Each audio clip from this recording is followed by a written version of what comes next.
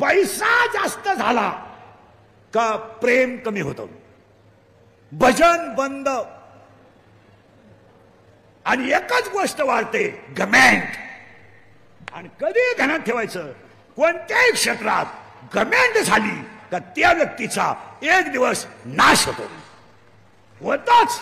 असं असं 16व्या अध्यायाचं म्हणणं आहे. आणि 16व्या अध्यायाचं म्हणणं ऐका, दैवी संपत्ती आणि आसुरी संपत्ती. दैवी संपत्तीमध्ये 26 गुण आहेत आणि आसुरी संपत्तीमध्ये 6 गुण आहेत. आणि 16वा अध्याय असं म्हणतो, जर परमार्थ करायचा असेल तर ओवी ऐका, पुजोन देव पाहिजे, पेरोन शेता जाईजे, तो शोनी प्रसाद घेईजे अतिथीचा. त्याला मेक आहे, मेक. आता त्याच्यात थोडं पुढे सरकायचं आपल्याला. 10वा अध्याय असं म्हणतो, 12वा अध्याय असं म्हणतो, आणि 15वा अध्याय तर डायरेक्ट उत्तर सांगतो. लोकांना रोग नाही आहे, लोकांना 3च रोग आहेत. मला पैसा पाहिजे, 2 मला लोकांनी मानलं पाहिजे, आणि 3 माझ्या पुढे कोणी गेला नाही पाहिजे. 4था रोगच नाही लोकांना. काय झालं नाही लोकांना, लोकांना कॅन्सर नाही, टायफॉइड नाही, फक्त ओनली आय वॉन्ट मनी. आता मी का होईना 2-4 याला कार्यक्रमाच्या आयोजकाचं नाव घेणार का, जाताना 2-4 हजार वाढावा, नुसती भामटेगिरी. 2-4 वेळा कार्यक्रमाच्या आयोजकाचं नाव घेतलं का 1000-2000 वाढले, नुसता मान. परत 3 वाक्य ऐका, 3 वाक्य नाही ऐका. पैसा पाहिजे, 2 मान पाहिजे, आणि 3 माझ्या पुढे कोणी गेला नाही पाहिजे. या 3ही गोष्टी प्रारब्ध अधीन आहेत. नीट ऐका बघा, या गोष्टी तुम्हाला समाजाला द्यायची गरज नाही, ते तुमच्या प्रारब्धाने. आता करंट लागला ना, मग सोपं झालं. 3 ओव्या सांगत नाही आता, डायरेक्ट पुढच्या ओवीत घालतो.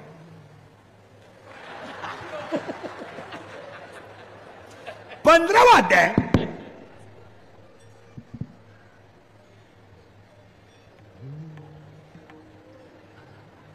15वा अध्याय याच्या उलटा आहे. 12व्या अध्यायाचं म्हणणं आहे, संपत्ती आणि दया कधी एकत्र येत नाही, आणि आली तर तो देव झाल्याशिवाय नाही का. आणि देव व्हायला उपवास तपास करायची गरज नाही. बायका पोरं सोडून बोंबलत हिंडणाऱ्याला देव भेटला असा इतिहास नाही. हा बावळाटपणा डोक्यातून काढून टाका. महिना श्रावण आहे काही पागल लोकांना, महिना उपवास. ही मनोरुग्ण लोक आहेत, ही डोक्यातून गेलेली लोक आहेत. यांनी ओवीच वाचली नाही. तुम्ही शरीरा न पिळावे, तुम्ही व्रतनियम न करावे, तुम्ही देवांतरा न भजावे, तुम्ही तीर्थासी ना जावे, तुम्ही स्वधर्मा ते यशावे. ववी उचकायचा संबंधच नाही ना. त्याचं उत्तर ऐका, देव बायका परत सोडून बोंबलत घेणाऱ्याला भेटला नाही, देव प्रत्येकाच्या हृदयात आहे. परत थोडा ताण द्या. हे जाऊ दे, हे काय नाही, हे संसार करणं हा पराक्रम नाही आहे, संसारात परमार्थ करणं पराक्रम आहे. हे गाडी घेणं, बंगला बांधणं, बायको करणं, पोरं पैदा करणं, धाबा टाकणं, पंप टाकणं हा काही इतिहास नाही. का त्याचं कौतुक करायचं काही काम नाही. माळ घालणं हा पराक्रम. मुखात भजन, संसार करणं काय पराक्रम. मुलगा होणं काही इतिहास आहे का. बायको करणं काही क्रांती आहे का तुम्ही मिरवणूक काढायची, तो बायको केली बाबा, मुलगा झाला मला, अख्ख्या पाहुण्यांना फोन, हॅलो मला मुलगा झाला, काही मिरवणूक काढायची तुझी का, तुझी गिरणीत बुकाश नोंद करायची का, काही का अजून कोणाला जमलं नव्हतं, तुला एकट्यालाच जमलं का, तो काही एखादा गडबिडी काबीज केला का नालाय का. अरे पागला, तुला एकच झालं एका वेळेस. बाकीच्या प्राण्यांचा अभ्यास कर, 5-5 होतात रंग बदलून.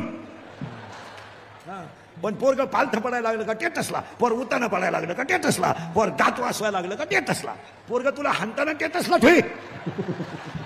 3 वाक्य ऐकून पुढे चला. लिंबाच्या झाडाचा प्रत्येक अवयव कडूच आहे आणि साखरेचा प्रत्येक कण गोडच आहे. परत नीट ऐका, लिंबाचा प्रत्येक अवयव कडूच आहे आणि साखरेचा प्रत्येक कण गोडच आहे. संसारातली सगळ्या गोष्टी दुःखाच्याच आहेत आणि परमार्थातल्या सगळ्या गोष्टी सुखाच्याच आहेत. आता पुन्हा ऐका, साखर शब्द कागदावर लिहा आणि कागद चाटा. साखर शब्द कागदावर लिहा आणि कागद चाटा. गोडी नाही मिळणार. परमार्थ हा तुम्हाला पटणार नाही, महारक्तात असावा लागतो. वा, एक कोणी उठायचं माळ घालायची, कोणी उठायचं गण लावायचा, बापाची पेन नाही. आता एक काय झाले, खरेची मिली आई, मी झालोय वाळण्याकुळी. आयुष्यभर माझे लोकांच्या शिव्या खाण्यातच गेले आणि माझा गुन्हा एकच, खरं बोलतो आणि त्याची फळं भोगितो. असा माणूस नाही राहिला का त्यानं मला घोडा लावला नाही. आणि गुन्हा एकच, फक्त खरं बोल. काय खरं बोल आणि खरं चालत नाही. परत मागं नेतून पुढे आणतो. ओवी क्लिअर करून घ्या. देव देवळात नाही, देव प्रत्येकाच्या हृदयात आहे. आता आपण देवाजवळ आलोय. आपण सगळेजण देवाचं लेकरू नाही, आपण देवाचा अंश आहे. पटलं आपल्याला? पटलं. आता आपण देवाचा अंश आहे, पण आपण देव का नाही त्याचं उत्तर थोडं किचकट आहे. उत्तराला सुरुवात करतो पुढे नेतो. उत्तर असं आहे, जन्माला आलेल्या प्रत्येक जीवाला नाव नाही. मान्य? अध्याय नंबर 17 ओवी नंबर 329.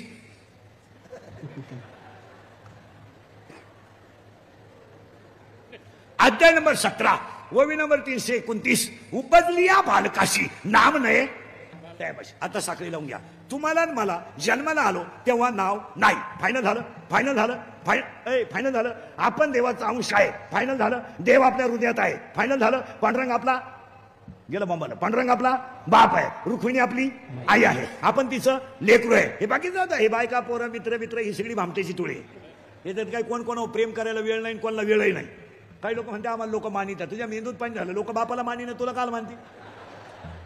लोकांना काय घेणं? 3 वाक्य सांगतो, मरेपर्यंत पाठ करा. इंदुरीकडचे वाक्य आहेत. तुम्ही गरीब आहात तोपर्यंत तुम्हाला शत्रू नाही. तुम्ही गरीब आहात तुम्हाला शत्रू नाही. तुम्ही दारू पिऊन पडा शत्रू नाही. मटका खेळा शत्रू नाही. वाट लावा इस्टेटीची तुम्हाला शत्रू नाही. चांगलं वागलं तरच शत्रू आहे. तुमचं काय मत आहे? तुम्ही माल काढा खचाखच दारू प्या शत्रू नाही. जुगार माल घालून मोटरसायकल घ्या शत्रू उठले. अख्खी जमीन विका शत्रू नाही.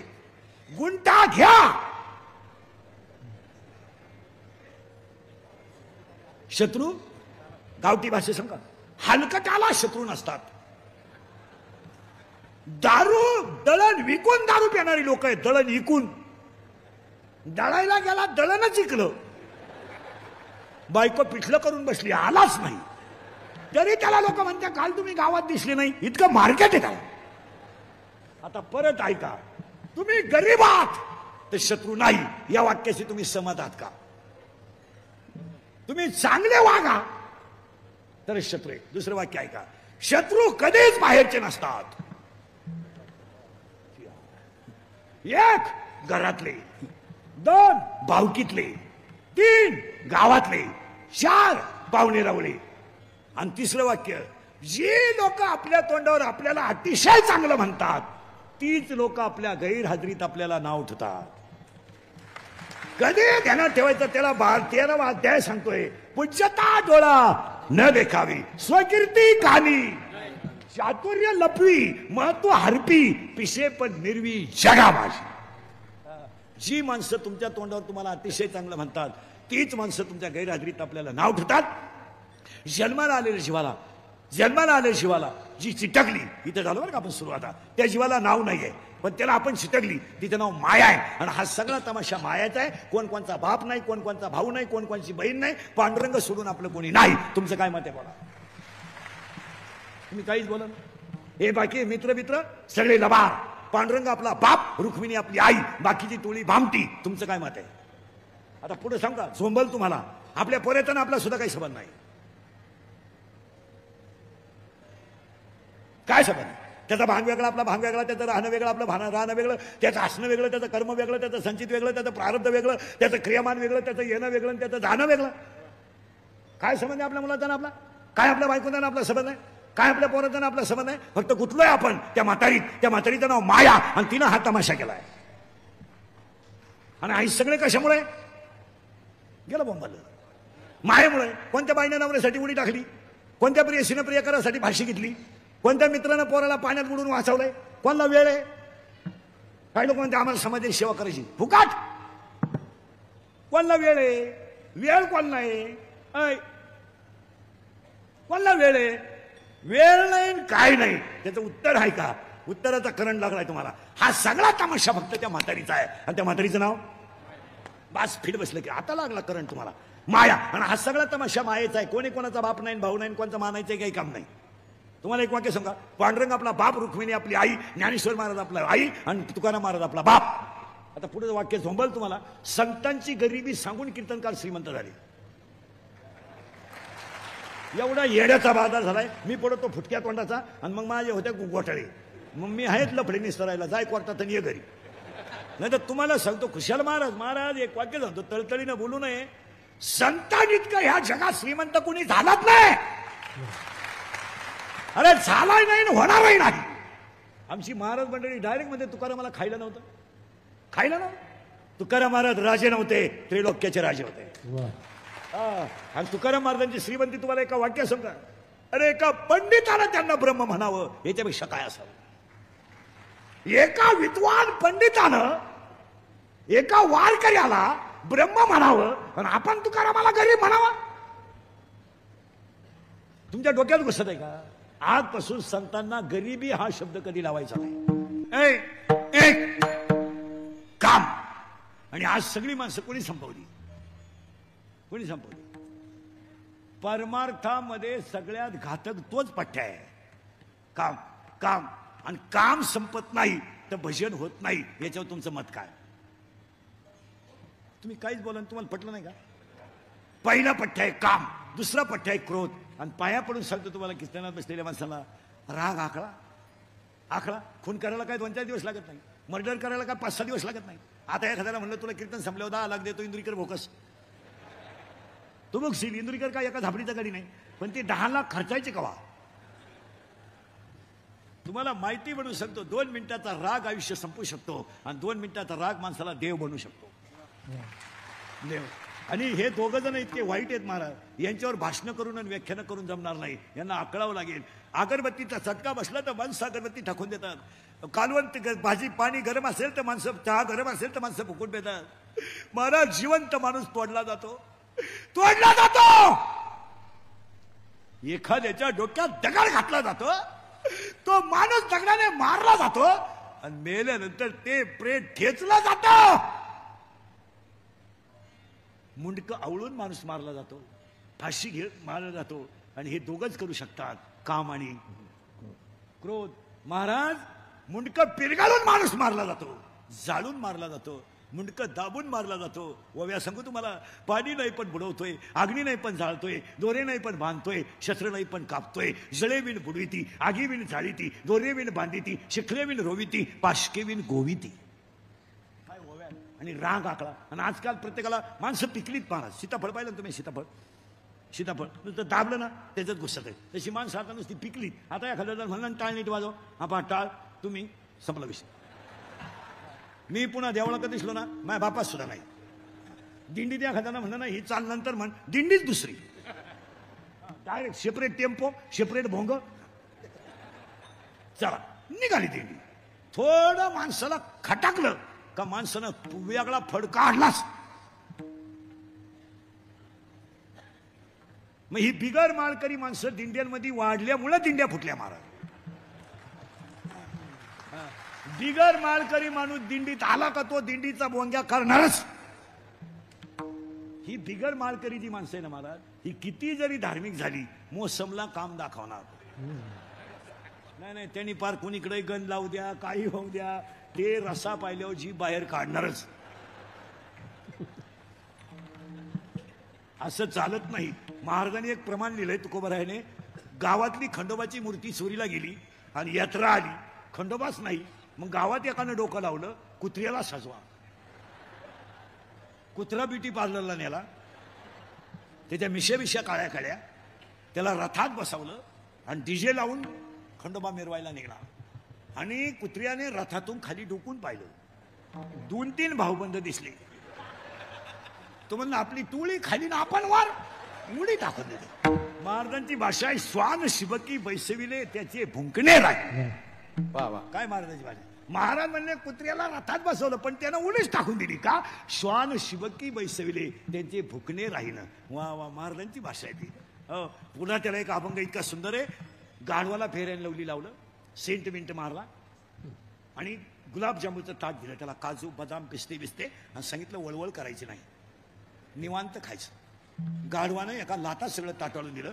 महाराजांनी अभंग लिहिला, मुक्त फरहार खराशी घातला, कस्तुरी सुकराला चोजविली.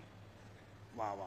मग गाढवाला गुलाबजामू ताटात दिले ते खाऊ शकत नाही. आणि डुकराला तुम्ही ब्युटी पार्लरला न्या, कोणताही शेंट मारा, मुक्त फळहार खराशी घातला, कस्तुरी सुकराला चोजविली, वेद परायण बधिरा सांगे ज्ञान, तयाची ते खून काय जाणे. काय अभंग आहे, कधी गेलं उचका, आपण काय उचकतोय. आपला ना अभंगांचा आता जवळजवळ सबंध राहिलाच नाही. आता हे बिचारे लहाने पोर आहेत. हा पट्टा आहे ना मारा, हा मलंगगडाचा पट्टा आहे, हा वारकरी संप्रदायाच्या मूळ पीठाचा पट्टा आहे. कारण वारकरी संप्रदायाचं मूळ पीठ काय, आदिनाथ गुरु, मच्छिंद्रतायाचा. मग हा पट्टा कोणाचा आहे, मच्छिंद्रनाथाचा आहे. म्हणजे वारकरी संप्रदायाचं मूळच या भागात आहे.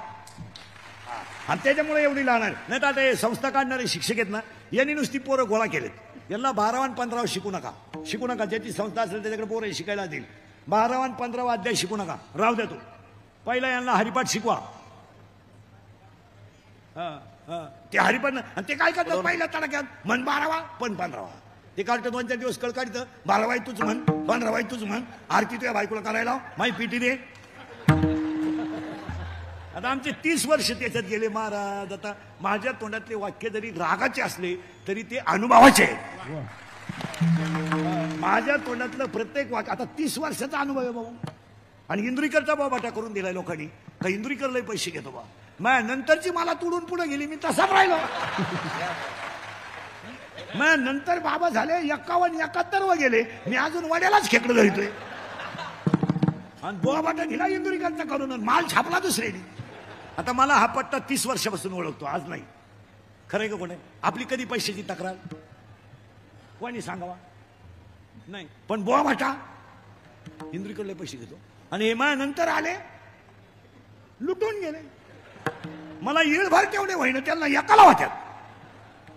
काय झालंय, खऱ्याची मेली आई. पण माना नाही तर नका मानू महाराज. आमच्या थोडे खऱ्या बोलण्याने निदान 50% धर्म जाग्यावर आहे. आणि आपल्याला माणसं वाचवायचंच नाही, आपल्याला धर्म वाचवायचा आहे. हा सत्ता नाहीये. हा खासदार साहेबांनी, मुख्यमंत्री साहेबांनी, वारिंगे महाराज, ते शास्त्री महाराज, या परिसरातल्या लोकांनी केला. हा सत्ता नाहीये, हे धर्माचं काम आहे.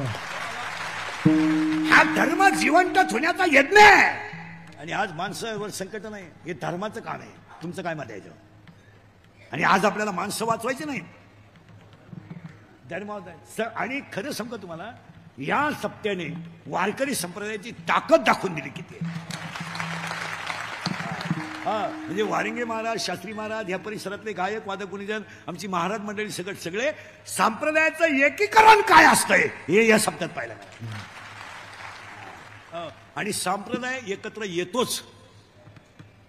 आता संप्रदाय टोळ्यालाही झाल्या, गटलाही झाले, फडलही झाले. त्यामुळे कोणी कोणचं जुमानीत नाही. तुम्हा गुरु नाही म्हणून मी त्याच्या कीर्तनाला टाळ घेत नाही. आमच्या गुरुनी सांगितलं ना, आमचे गुरु म्हणले त्याच्या कीर्तनाला टाळ नको घेऊ. तुमचे गुरु काय करता, डोळे झाकून बसत डोळे झाकून. काय गुरुला दिसत नाही का बाहेर? आमचे गुरु भाकरी खात नाही, सफरचंद आणतात. आणि लिहून देतात कागदावर 3 किलो सफरचंद. मग इकडं चालू नाही, मग इकडून चालू आहे का? एका वाक्यात सांगतो तुम्हाला, सर्वा घटी देहादे तैसा हृदयामध्ये मी. या जगाच्या पाठीवर वारकरी संप्रदाय इतकी एकात्मक शक्ती दुसरी कुणाकडे नाहीच. आणि वारकरी संप्रदाय काय करू शकतो या परिसरानं सप्त्यानं दाखवून दिलं.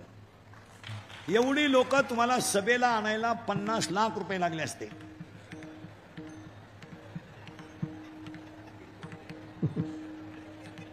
आणि यांना गप बसवाय 500 पोलीस लागले असते. मग आता मलाच तुमच्या कमिटीनं 7-8 लाख द्यायला काय हरकत आहे? त्यांनी उलट म्हणलं पाहिजे, त्याला इंद्रिकर आपला माणूस आहे, गरीबाला. विनोदाचा भाग सोडा मला. ही आपली ताकद नाही, हे ज्ञानोबा तुकोबाचं काम आहे. ही आपली ताकद नाही, ही मच्छिंद्रनाथाच्या समाधीची ताकद आहे. आणि आता हा भाग पवित्र झाला. आता खरं सांगतो तुम्हाला, आदिनाथ उमा बीज प्रगटले हे तत्व वारिंगे महाराजांनी त्यांच्या सगळ्या भक्तांनी आता दाखवून दिलं. आदिनाथ उमा बीज, मच्छिंद्रा लादली, त्याची प्रेममुद्रा, ह्या जागेची किंमत वाढली. नवे ही जागा आता 7 दिवस पवित्र झाली. अन्नदान झालं, दान धर्म झाला. म्हातारी मारायची आहे इथं आपण, कुणी तुम्ही नाही काळजी करायची. मी म्हातारी मारल्याशिवाय तुम्हाला सोडित नाही. म्हातारीला पोरं 16 आहेत आणि म्हातारीचा पहिला पोरगा आहे गेलं बोंबल काम, दुसरा पोरगा आहे क्रोध आणि पाया पडून सांगतो राग आकडा 3, म्हातारीचा तिसरा पोरगा आहे लोभ. एक वाक्य सांगा, आचरण चांगलं ठेवा, मान आपोआप मिळेल. मानाला बोर्ड लावायची काही गरज नाही, बोर्ड लावायची प्रसिद्धीची काही गरज नाही, ती कर्तृत्वानं होते. सोनाराच्या दुकानाचं बोर्ड जरी बारीक असलं तर गिराईक 61,000चे. आणि भेळीच्या दुकानाला नुसते कागद कापू मिळालं एक जण, पण रुपया घालला नाही. आणि भेळीच्या दुकानाचं गिराईक कसं राहत आहे, कांदा काप, मटकी टाक, लिंबू पेंड लिहून ठेव. वारकरी संप्रदाय हे सोन्याचं दुकान आहे. वैष्णवांचा मार